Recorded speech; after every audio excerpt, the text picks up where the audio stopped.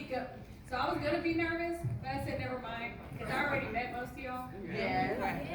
Thank y'all for everyone that supported me this morning.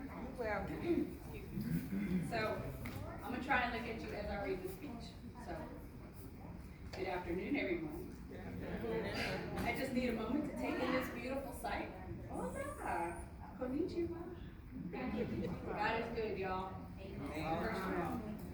First, I want to say thank you to Mrs. Karen Saldana at DAV, Chapter 233, for inviting me to be a guest speaker at today's Women's Celebration. Excuse me.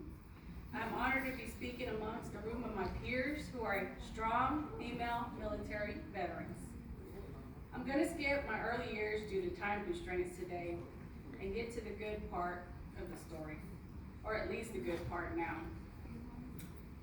So, my son left to the military in 2018, and my mom suggested that we try our hand at wreath making. I told her I knew nothing about wreath making, didn't even own one at the time, but we gave it a shot anyway. I still have no idea to this day why she suggested it. So we ended up making one wreath each, and mine came out pretty nice from what my mom said. My mom decided not to continue with wreath making as she was caring for my grandfather at the time. I continued with the craft and started a wreath business that is known today as the Wreath Machine. So because of my mother, thank you, Mom, my wreath business was started. So after all that happened in 2021 during COVID, I ended up having surgery for a rare cancer called neuroendocrine cancer. I had 74 tumors in my body removed, not even knowing that they were there, except for one tumor. And the scans missed all of the other ones. Have you ever known anyone with that many tumors in their body that lived to tell about it? God is good. The Lord guided me to ask the doctors questions that eventually led them to discover the cancer that was in my body. Without praying about this and having faith, I may not have been here today.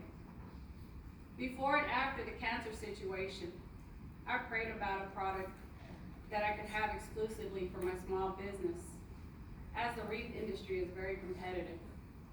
And I was eventually blessed with the Wreath Lock, which took years to develop to what it is today. The Wreath Lock is the first and only anti-theft wreath hook that protects wreaths from the elements and theft, and is the only one ever created in the history of wreaths. Wreaths have been around 2,000 years, y'all, so that should give you an idea. I want you all to know that just by having the faith of a mustard seed, that you too can achieve your goals and dreams. I am no different from you all and have faced many challenges in this life that could have driven me to addiction and even worse things. But I chose not to let circumstances and people have that kind of power over my life.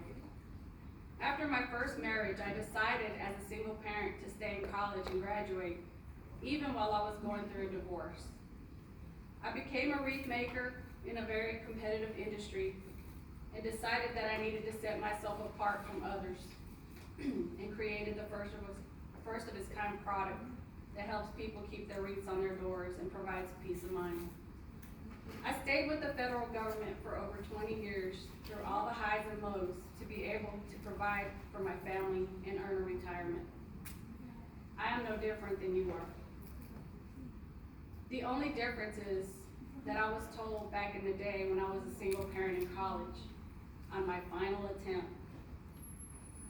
that, excuse me, you can get 4 years down the road from now and look back and say, I now have a degree and be proud of that.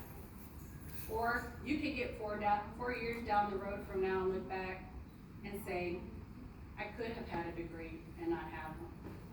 That was the difference. Someone made a statement that opened my eyes and caused me to buckle down and focus on my goals. I ended up graduating with a business degree, the first in my family, which now helps me in life with my product and business. So if there is something in life that you want to accomplish, Just remember what I said about looking back and choosing to accomplish your goals or not.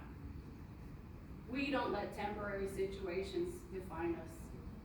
We, female military veterans, are rare and strong, motivated and determined, and that's what got us here today.